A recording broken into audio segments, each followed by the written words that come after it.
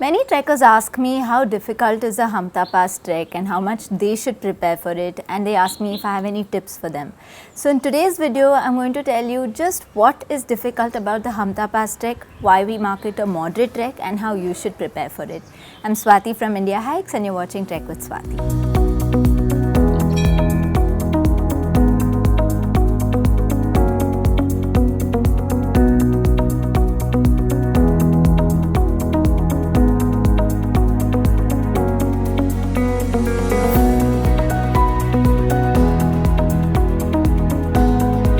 Hampta Pass is what we classify as a moderate trek. Now there are many reasons why a trek gets a certain difficulty rating. It could be the gradient, how steep or flat is it. It could be the terrain, whether you're walking in snow or rocks or ice.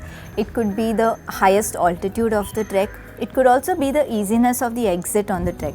So there are many reasons that play a role in arriving at a difficulty rating for a trek.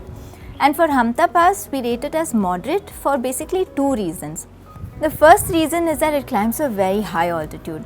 Now it climbs to a highest altitude of 14,000 feet, which is no mean altitude compared to any of our high altitude treks.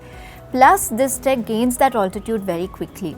You start from Manali, you start by driving to Jobra. So immediately during that drive, you're jumping from 6,500 feet to almost 9,500 feet and you're camping there.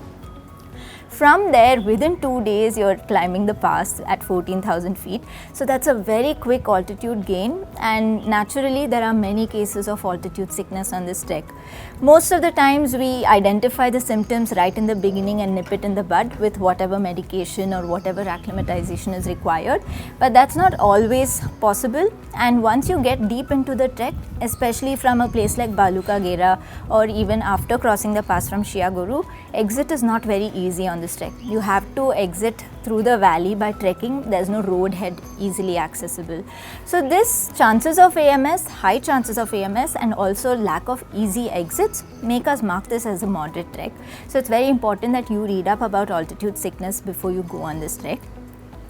Another reason we mark this as a moderate trek is that there is some tricky terrain on this trek, especially after you cross the pass. You're entering Lahaul, and that deserty terrain has a lot of rubble, rocky terrain and overhangs overlooking the river.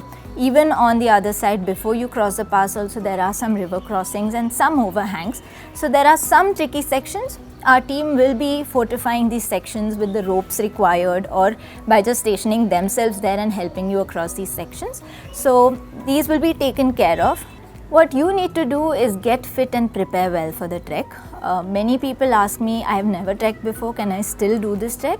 Yes, you can. This trek is good for fit beginners, but provided you're fit.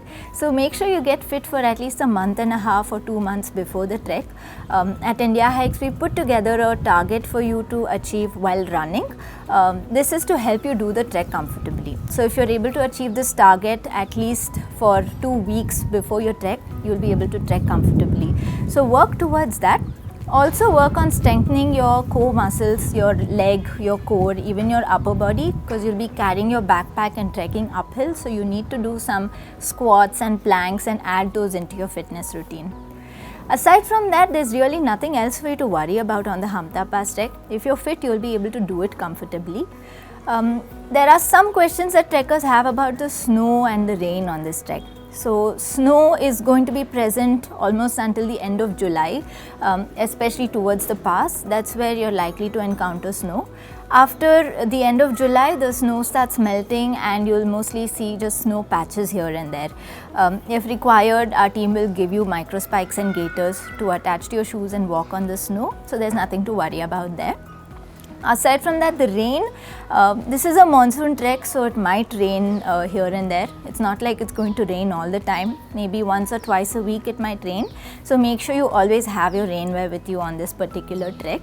It's not something that will hamper your trek. And in case that one off chance that it rains extremely heavily, our team will take a call on whether to be stationed at the same camp for an extra night or to proceed further or to return. So this is something that we will take a call on based on the weather. This doesn't happen too often, but just be prepared for that.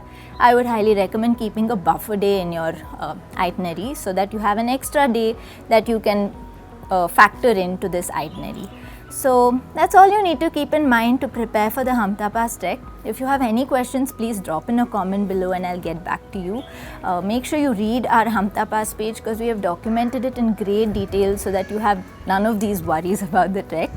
You can also write to me on tws@indiahikes.com and I'll help you out. That's all from me today. I'm Swathi from Indiahikes and you're watching Trek with Swathi.